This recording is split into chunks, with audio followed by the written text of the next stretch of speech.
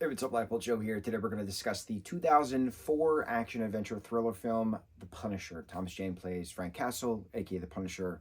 John Travolta plays Howard Saint. Ben Foster plays Dave in this, which I completely forgot. I have not seen this film in probably 10 years. It's been a very long time. And I remember I had a crush on Dave's character back in the day, and it just completely, it's just some of those things where you remember you love a movie so much and you've seen it a bunch of times, and then you put it on the back burner, and then other things come up and then you revisit stuff. Completely forgot Dave is played by Ben Foster. Completely forgot. So that was a good remembrance, a good rekindling of remembrance. Yeah. So this is an interesting watch because I love the Netflix Punisher series. Two seasons along that Defenders line with regards to the MCU. Netflix no longer has the rights to that particular property, so Disney's going to potentially do more with it. We'll see. I love that New York Frank Castle. I love the ruthlessness. I love the aggression. I love the taking it back, but then charge kind of a thing. Certain fight scenes in that TV series are just absolutely iconic. Very John Wick level of iconic in regards to fight. The 4-minute Freebird, Leonard Skinner's Freebird scene in Kingsman. Incredible. Absolutely incredible. So this film is not as that ruthlessness. Frank Castle in this is not as ruthless and aggressive. Yes, he's becoming a mercenary, but it's not a matter of it's a matter of just avenging his family's death, not let me go target this person and then I'm going to target this syndicate and then I'm going to target Kingpin syndicate. None of that stuff, right? That's a New York Frank Castle. This is a Florida Frank Castle. So it's a different type of Frank Castle. Totally fine. Different universes. This Thomas Jane plays a very wonderful Frank Castle in this. He's very stoic, very to himself. Then he, goes into beast mode, if you will, when the moment arises. There's really good fight scenes. I like the apartment neighborhood family that's created. I thought that was neat. I like the vengeance. But it's a matter of you killed my son, I'm going to kill your son. But then it's also let me just get rid of your whole family, and then, well, now you killed my family, I'm going to kill everybody of yours. So it's one of those eye for an eye leaves the whole world blind type of thing. And the neighbor that gives a little good speech about that, and don't get lost in the memories, stay alive in the good memories, that kind of a thing.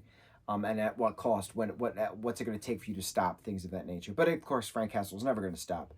On the cinematic side of it, the filming of this and the soundtrack of this, incredible soundtrack. Came out in 2004. You have 2003, 2004 music throughout this. Wonderful rock. It's wonderful. Absolutely wonderful. There's an Evanescence song in there at one point. Wonderful. I liked the practical effects of this. This is a very mid-2000s film that you still have the practical effects being utilized, as opposed to then years after that, CGI just took over everything. So you have, the fake walls being broken through and stuff like that, and you have the explosion here and explosion there and explode this car and flip that car. It was very Fast and Furious at one point, and I was like, I missed this kind of, it had that grit to it that not a lot of films have presently. So it was nice seeing that grit. This movie though is cheesy at times, and that's what's really fun about it, because, and it's weird saying that this rated R Punisher film is fun, because certain characters say certain things and you're like, it's so cheesy. It's so cheesy. It's like a staged cheese of how many takes did they take? How many takes did they do? And that was the take that you decided to keep. Editing in this is bad at some points. One moment, John Travolta has a prop knife, obviously, and he's supposed to fake stab, his best friend Quentin in a particular scene. And the knife goes in, and you hear the squelch, and the knife comes out, and it's silver. And you're like, didn't I just hear the knife go in the body? Shouldn't it be red when it comes out? But it's just silver, as in it didn't do anything. It's just so funny. You can't even fault the actors. It's the prop people. It's the editing. How do you miss these things in regards to post production? It's funny. So certain parts in this I laugh my ass off because a lot of the editing in this movie is bad. It's really bad. But that's what's fun about it. You watch this film because it's a Punisher film. It's a Marvel Punisher film. Stanley and Kevin Feige, they both produced this film. They're one of many people who produced this film. And you watch it not specifically for the incredible created movie that it is. Aside from explosions and walls breaking and things like that, that grit that we just talked about, it's a cheesy film with certain things. For instance, that prop scene with that fake knife that I just mentioned. In certain takes were just not it, but they still kept it anyway. So it gives a sense of nostalgia when you watch this project from 21 years ago. It's now 2025. This film came out in 2004, 21 years ago. Wild.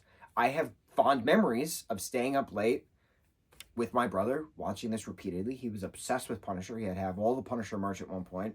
We watched this with friends during sleepovers. I remember vividly having after parties, eating our chicken wings, eating our pizza. Everything was cold. Watching Punisher, watching Saw, and Saw was in 2004 as well. So having these films in that time period when you're in high school, it's a memory thing. So it just brings back nostalgia memories. I have fond nostalgic memories sitting with my brother eating junk food watching this. I have fond memories sitting with my brother and our friends during sleepovers watching this with our friends. It's fun.